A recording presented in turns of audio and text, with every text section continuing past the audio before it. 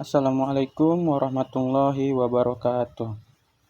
Perkenalkan, nama saya Arif Maulana dengan NIM 230402064. Sini saya akan melakukan video presentasi mata kuliah Energi Baru dan Terbarukan, perancangan PLTS atap di rumah masing-masing. Nah, di sini saya melakukan perencanaan PLTS atap itu di rumah saya yang berada di Desa Pantai Cermin, Kecamatan Tanjung Pura, Kabupaten Langkat, Sumatera Utara.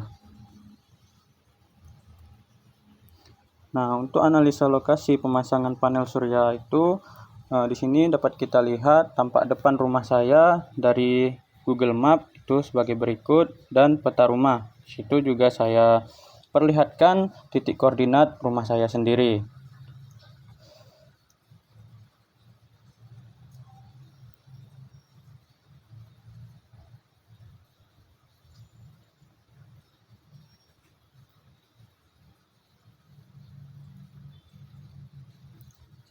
Nah, untuk analisa bayangan rumah saya ini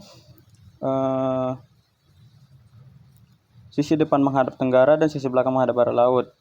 Nah, cukup baik untuk bayangan karena tidak terhalang oleh pohon besar ataupun bangunan di sekelilingnya. Berikut ada gambar rumah saya tampak dari atas juga dari Google Earth. Nah, selanjutnya analisa struktur atap. Nah, rumah saya memiliki bentuk atap prisma yang memiliki dua bagian besar yang menghadap langsung ke arah utara di sisi kiri dan arah selatan di sisi kanan. Kedua bagian ini memiliki kemiringan yang sangat curam, tidak cocok untuk pemasangan panel surya, sehingga untuk dua bagian tersebut kita membutuhkan rangka tambahan yang cukup banyak dan membutuhkan biaya yang besar. Namun ada yang sangat cocok untuk pemasangan panel, yaitu di bagian atap teras yang menghadap ke arah utara dengan kemiringan yang tidak terlalu curam. Struktur atap terbuat dari seng dan struktur rangka menggunakan kayu. Nah, analisis perhitungan luas atap, saya menggunakan Google Earth untuk menghitung keliling dan luas atap. Tinggal kita tandain aja untuk atapnya sendiri, nanti akan keluar luasnya seperti gambar yang saya tampilkan. Nah, untuk keliling atapnya itu sekitar 31,01 meter dan luas 57,53 meter kuadrat.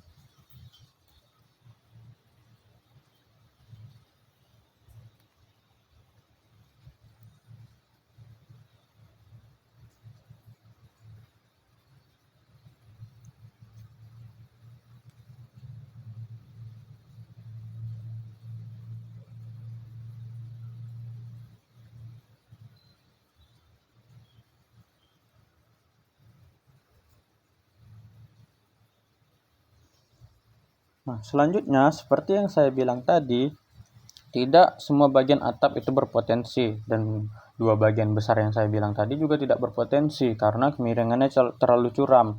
Nah, dan saya juga ada sebut tadi bagian berpotensi itu bagian di atap teras rumah saya. Nah, untuk luas atap yang berpotensi itu setelah diukur menggunakan alat ukur yang ada, shortcut yang ada di Google Earth, itu didapat besar 6,43 meter kuadrat. Nah, selanjutnya untuk analisa kelistrikan. Listrik di rumah saya itu menggunakan listrik 450 VA dengan sambungan satu fasa dan dengan pelanggan pasca bayar. Nah, selanjutnya analisa beban. Analisa beban yang dilakukan itu beban-beban apa saja yang ada di rumah saya. Nah, saya menggunakan rumah saya ada sebuah rice cooker, HP, lampu, kipas angin, pompa air, blender.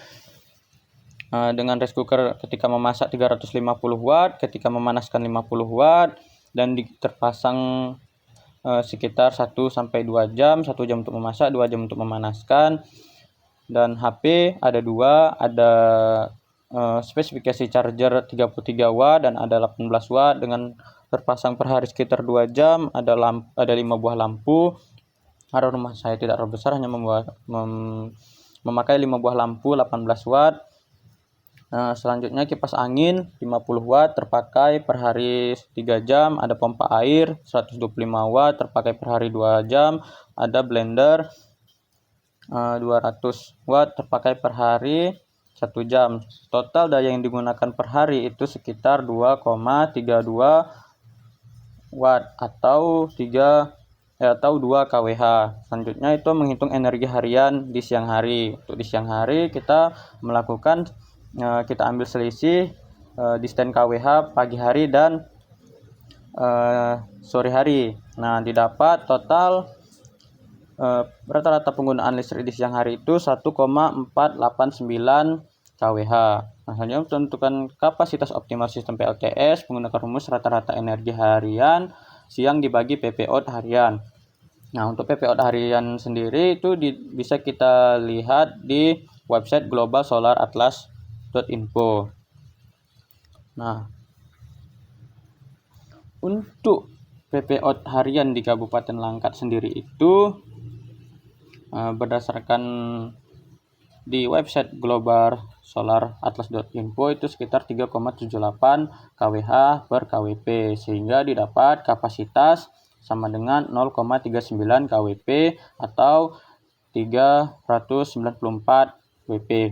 Nah, selanjutnya menghitung daya puncak sistem dengan rumus kapasitas optimal ditambah kapasitas optimal dikali rugi sistem. Rugi sistem sekitar 25%, sehingga didapat 436,25 Wp atau 0,43625 kWp.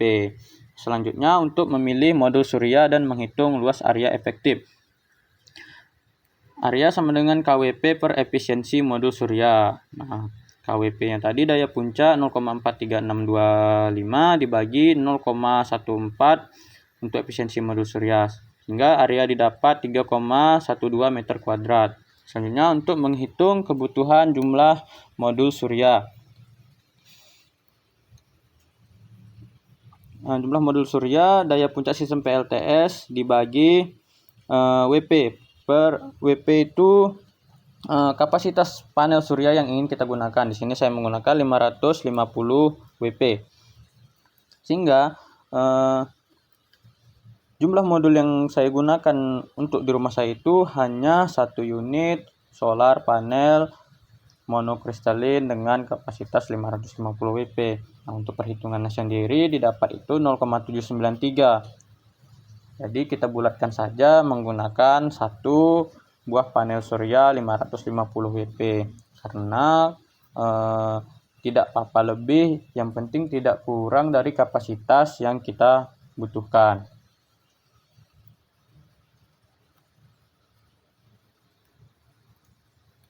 Nah, selanjutnya itu untuk pemilihan inverter. Nah, pemilihan inverter sendiri sesuai dengan daya. Nah, daya puncaknya tadi didapat 436,25 Wp atau 0,43625 kWp. Maka untuk pemilihan inverter PLTS atap itu minimal sesuai atau melebihi, tidak boleh kurang.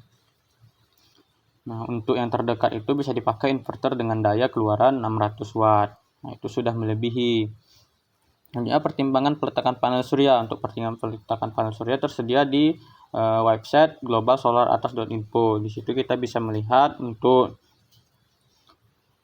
peletakannya. Selanjutnya analisa finansial. Analisa finansialnya itu menggunakan 1 modul surya monokristalin dengan harga 1.1.777.000, dan untuk mounting dan lain-lain itu 2 buah dengan total harga 470.000. Nah, sistem inverter controllernya itu inverter 600 watt ada 1.721.500, DC combiner box 1.027.950, solar charge controller ada 238.374 rupiah, dan untuk materi ekspor impor 777.000, power kabel 560.700 untuk 100 meter, dan kabel VP string DC 100 meter 934.500. Selanjutnya jasa layanan, jasa pengiriman dan instalasi itu 2.450.000. Nah, total perkiraan dana yang dikeluarkan untuk perancangan PLTS atap saya sendiri itu sekitar 6.807.000 Rp1.024. Sekian video presentasi dari saya. Lebih dan kurang saya mohon maaf. Assalamualaikum warahmatullahi wabarakatuh.